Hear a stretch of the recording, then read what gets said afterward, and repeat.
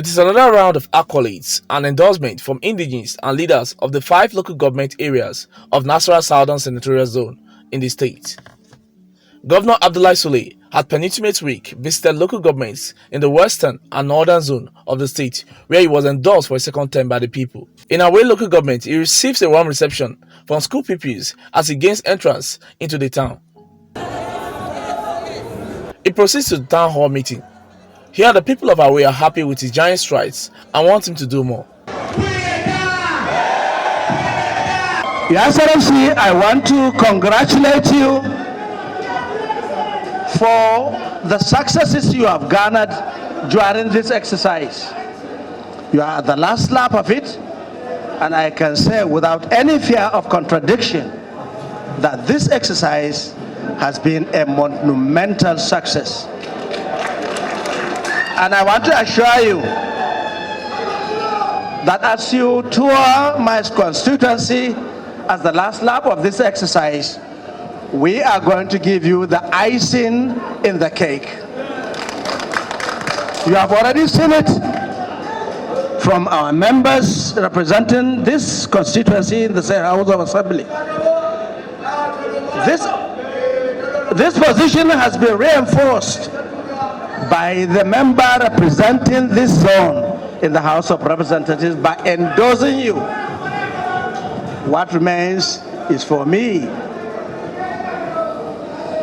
the most senior legislative representative in this zone, to also say, I will support.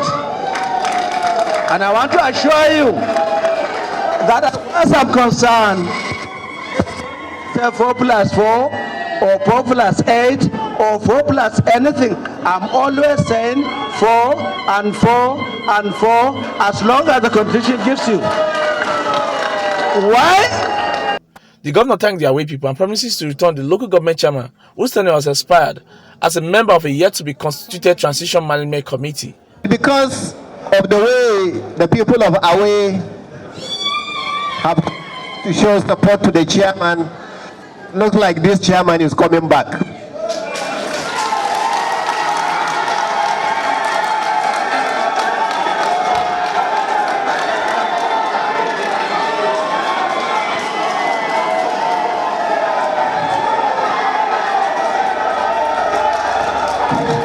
The story is the same in Kiana local government. They are happy with the style of leadership of Governor Sule. To be a giver, especially our women. We nurtured, we care, we love, with compassion.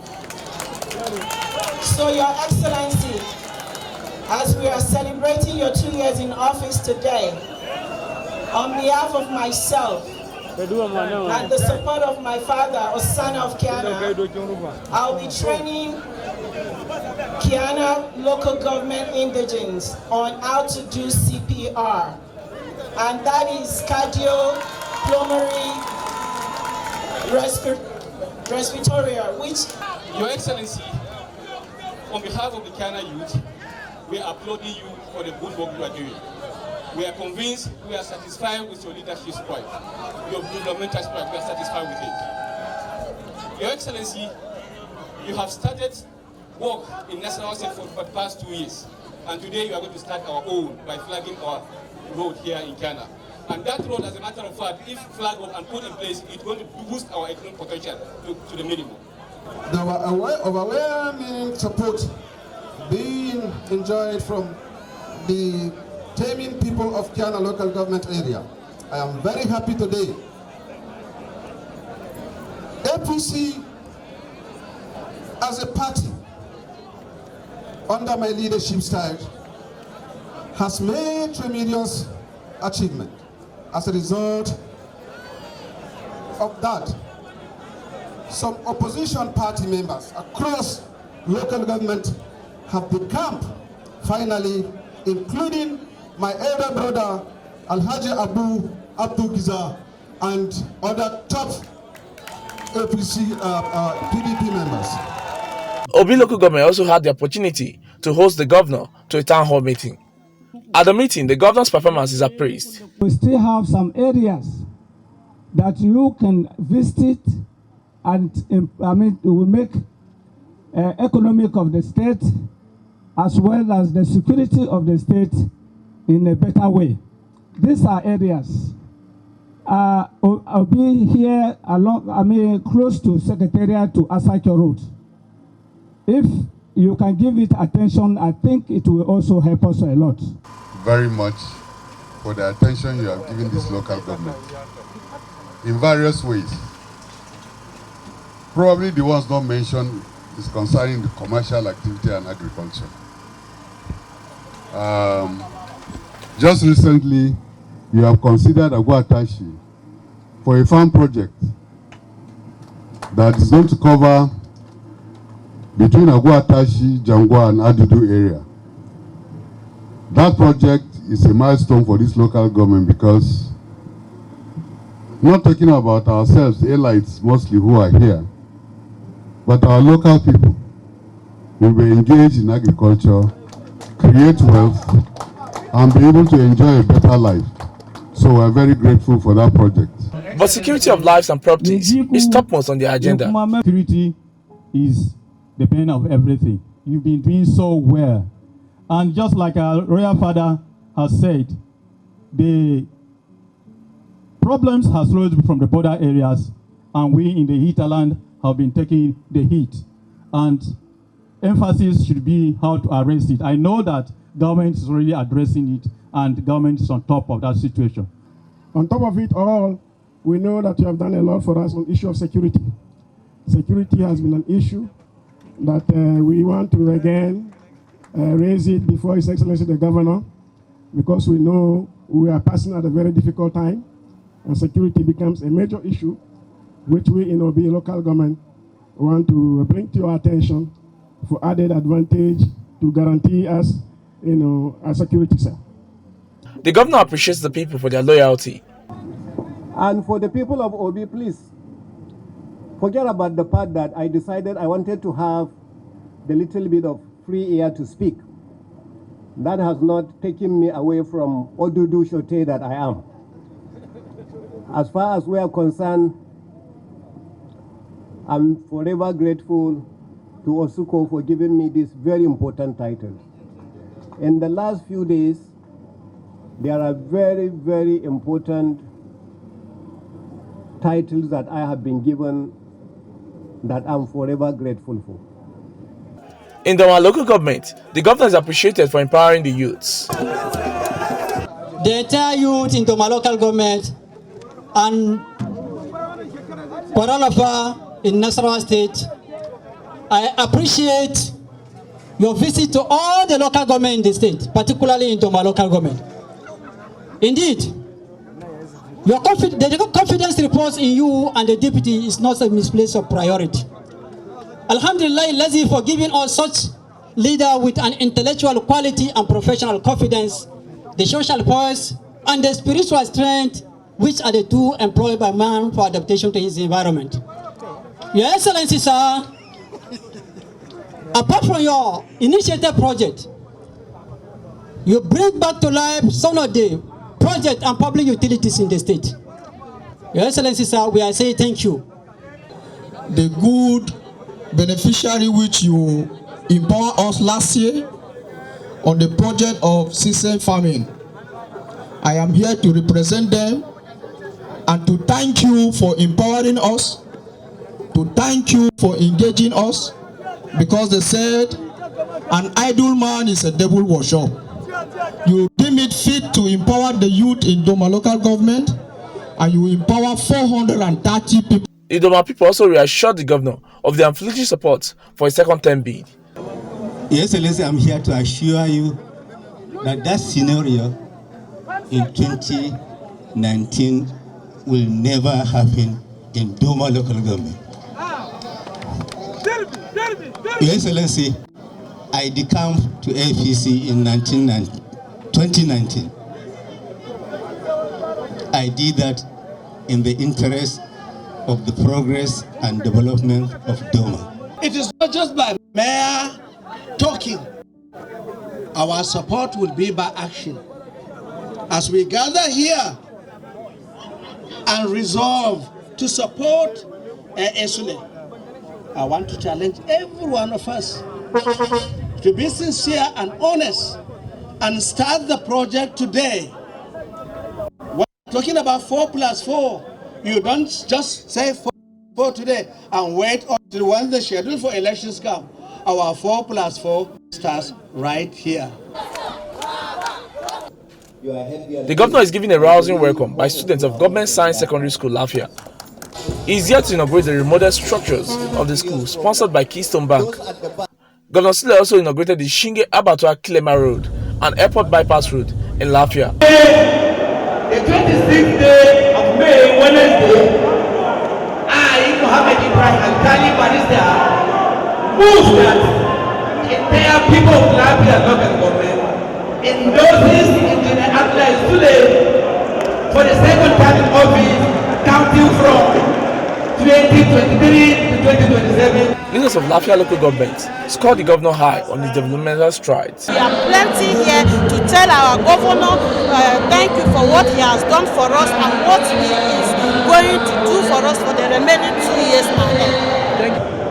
You went on each month that even with the brother keeper, the salaries could not be afforded. You still went on augmenting salary from the coffers of state governments to see that salaries are being paid 100%. Empowerment. In fact, women, the first thing we did on assumption of office, barely 24 hours, was the empowerment of women. And he has not stopped since then.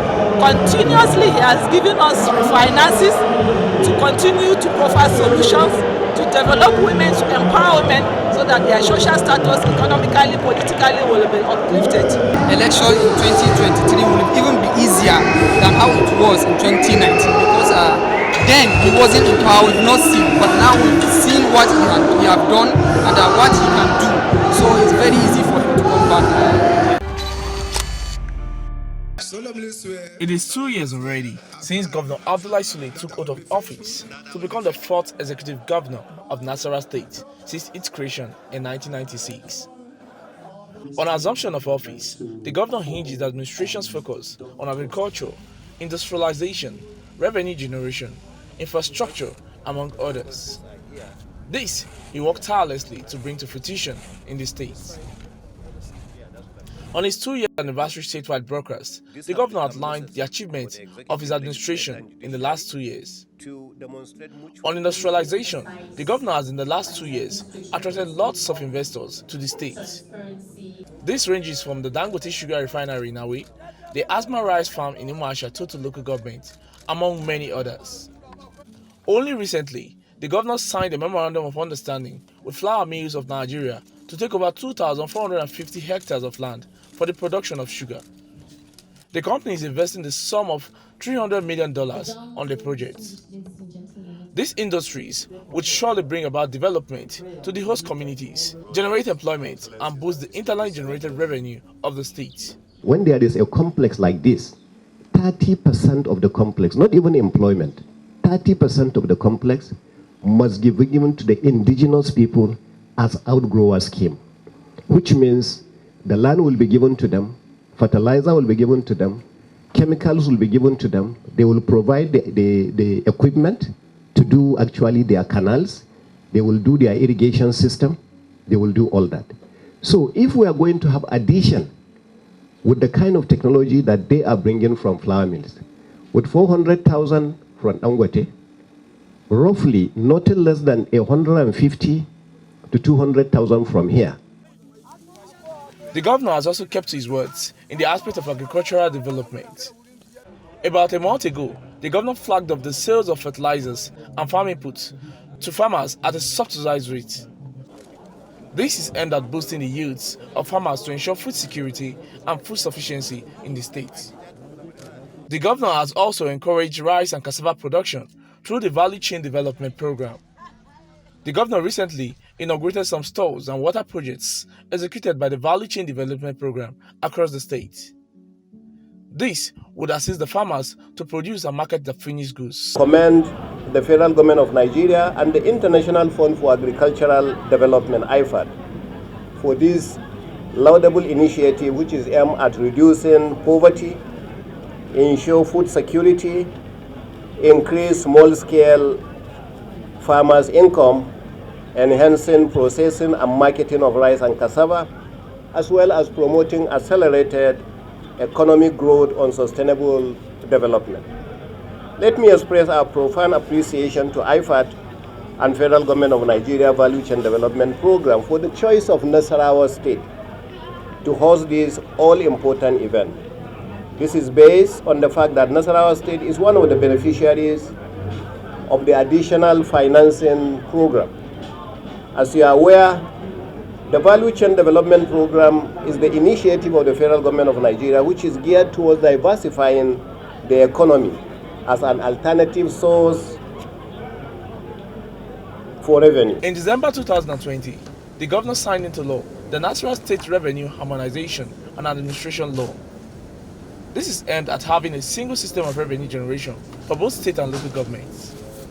The move is geared towards blocking leakages and boosting the revenue profile of the state. Nasarawa has joined the League of Transparent and Accountable States in the Federation. By signing this bill, it has qualified Nasarawa State, even at the World Bank level, that we are a very serious state, we are accountable, we are transparent. The governor has also embarked on a lot of infrastructural projects in the state that have direct bearing on the lives of the common people. On road construction, the governor has inaugurated the Sisimbaki-Kwara Road in Wamba, the Shinge Abattoir Klema Road in Lafia, Amakura Street in Lafia, construction of the Maraba Udigi Road, flag off of the Gudi Maro Road, among others. It is imperative to state that this administration remains resolute in its commitment to open all our rural areas for enhanced economic activities.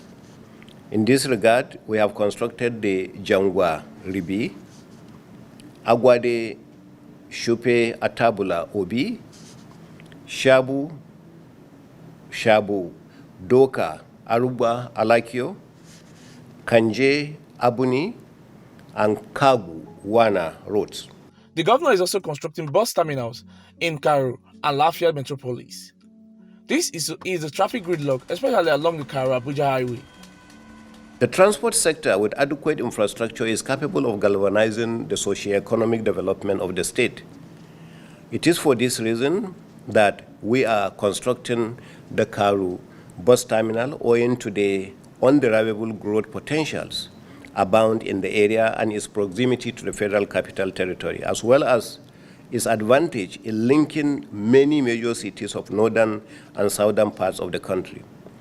As you are aware, significant Abuja workforce actually reside in Karu, with a high rate of increase annually. For this reason, we prioritize the construction of the Karu bus terminal to boost economic activities in this area. Governor Sule has also been proactive in the aspect of security, especially at this period that the country is facing major security challenges. On assumption of office, his first assignment was to hold a security meeting with his Benue State counterpart, Samuel Tom, to find lasting solutions to the incessant farmers and herders clashes in both states. This protects his administration's determination to have a peaceful state. Security challenges bordering on farmers-herders crisis, kidnapping, and other sundry crimes had been reduced significantly. Through sustained collaboration and synergy with the government of other states, we have been able to reduce border conflicts and skirmishes drastically. Similarly, our proximity to the federal capital has also attracted the establishment of super camps at Kenyehu and Udege in Toto and Nasarawa local government areas of the state, as well as the 4 special forces in Doma, police, military, mobile police squadrons, as well as police training college in Nasarawa Igon towards the security of our people. Some leaders of the state scored the governor high in his first 2 years in office. So, of course, it will never be enough. No government will be able to satisfy the citizens or indigenes of its state. But be it as it may, the 2 years so far should and need to be commended because quite a lot have been done. I see Nasarawa State indigenes, especially the youth, getting jobs from the flour mills of Nigeria. I see youths from Nasarawa State getting jobs from Dangote sugar refinery. So, His Excellency the Governor has done excellently well. When you see some of the major steps he has taken so far, there are steps that are geared towards creating opportunities for young persons in the state to create jobs around. And for us as a people, that is what we need at the moment. It is the only antidote to this crisis that we have continued to have in the nation. This is because once people effectively engage themselves in doing productive activities on a daily basis, that will go a long way to reduce insecurity in our nation. They also endorsed him for a second term in office as a result of his performance. And that is why I can preach to the electors of Nasarawa State to give him another chance after the second year, after the remaining 2 years, to come and do another 4 years, because this man has the passion and compassion to always move the state forward above his own personal interest. So this is the kind of governor we want in Nasarawa State. It's 2 years already into the Abdullahi Sule's led administration, and today we have with us Dr. Dominic Bako, the Director General Bureau for Public Procurement in Nasarawa State, to give us an assessment of the activities of the government in the last 2 years. It's nice having you in our program, Doctor. You're welcome. All right, the government seems to have made some landmark achievements in terms of security. What would you say about these achievements, Honorable? Well, first and foremost, let me sincerely at least congratulate His Excellency for the attainment of this milestone, the second anniversary. And you can see glaringly it is a thing of joy, a thing of excitement. And I'm happy you have been part of the system for quite a long time. On the aspect of for security across the state, when you compare with what really transpired over the past, it's actually, it has stabilized very, very well. If you discovered some years back, people found it very difficult to go to farmlands, even behind their domain because of the high level of insecurity, killings here and there, and the issue of farmers, full and at least herdsmen, crisis here and there, and community versus community here and there, and the whole place was full of tension everywhere. People are not actually free to move about, let alone even to go to their farmlands. But today it is a thing of joy. You see people, have just toured, across the state, and people are so excited. Farmers are now busy, tilting their farmlands. Now with the rains around the corner, that's the most important thing to any leader. Once there is no peace, once there is no security, there's nothing you can actually accomplish. You're talking about the tour that was embarked upon by the governor across the 13 local governments of the state.